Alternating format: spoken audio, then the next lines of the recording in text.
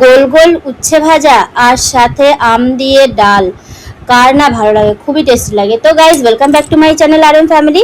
আজকে আমি বানিয়ে নিচ্ছি টক তেতো মিক্স করে একটা ডাল। আর এদিকে আমার মামুনি শুরু করে দিয়েছে সবজি কাটা, আর আমি ডালের মধ্যে এক মুঠো কাঁচা লঙ্কা হাফ হাফ করে কেটে দিয়ে ঢেকে চলে আসলাম। তো এখানে পাশে আমার ছেলে একটু নাচানাচি করে যাচ্ছে, বলছে মাম্মা মামাকেও দেখাও। তো যাই হোক, ওকেও দেখালাম একটু। আর এই যার মামুনি সমস্ত সবজি টবজি কাটছে। আর আজকে আমি ফার্স্ট টাইম একটু ক্যামেরা অ্যাঙ্গেলটাকে চেঞ্জ করে ভিডিও বানাচ্ছিলাম। তো কেমন লাগছে সেটা সম্বন্ধেও নিশ্চয়ই আমাকে কমেন্ট করবে। কড়াইয়ে দিয়ে দিলাম তেল। সবার আগে ডালের যে বড়া হয় সেটা বানিয়ে নিলাম। আমরা পাঁচনে একটু ডালের বড়া দিই। ঘরে আমার অনেকটা বড়ি ছিল, বাট বড়িটা দিতেই ভুলে গেছি। সবার শেষে যখন দুপুরবেলা খেতে বসছি তখন মনে পড়ছে, এই রে কতটা তো বড়ি ছিল।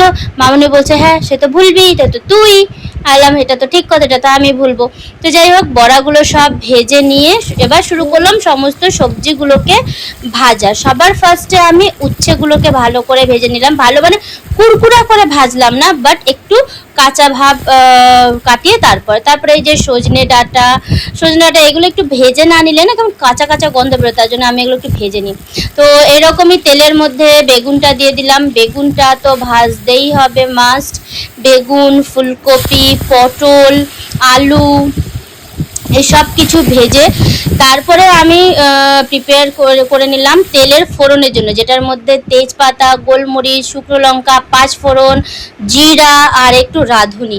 তো সব মিলিয়ে দিয়ে দিলাম তেলের মধ্যে, ছেড়ে দিলাম। আর লঙ্কাগুলোকে দেখে কি ভালো লাগছে।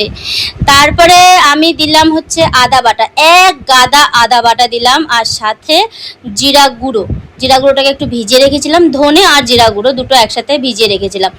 সমস্ত সবজিগুলোর সাথে দিয়ে একটু শুকনো লঙ্কা গুঁড়ো, নুন, হলুদ, মিষ্টিটা আমি যেহেতু সবার লাস্টে দিয়েছি, এখানে দেখায়নি, দিয়ে ভালো করে সবগুলোকে আমি মিক্স করে নিলাম। মিক্স করে তারপর যে কাঁচা সবজিগুলো যেগুলো ভাজা যায় না জল ছাড়ে, সেগুলো দিয়ে যেই খুন্তিটাকে তলায় দিয়ে উঠাতে যাবো, দেখছি ভাই খুন্তিটাই বেঁকে যাচ্ছে। এই জন্য আমি ছেড়ে দিলাম। ঘরের এই পাঁচন, এটাকে আমার শ্বশুর বাড়িতে সবাই পাচন বলে, মানে টক ঝাল মিষ্টি সব মিক্স করে দেবো। অনেকগুলো আম দিয়েছি, লাস্টে অনেকটা চিনি দিয়েছি। আর অতটা প্রসেস দেখাতে পারলাম না। আর আমার ভিডিও যদি ভালো লাগে তো লাইক শেয়ার সাবস্ক্রাইব নিশ্চয়ই করবেন। Tata, bye bye.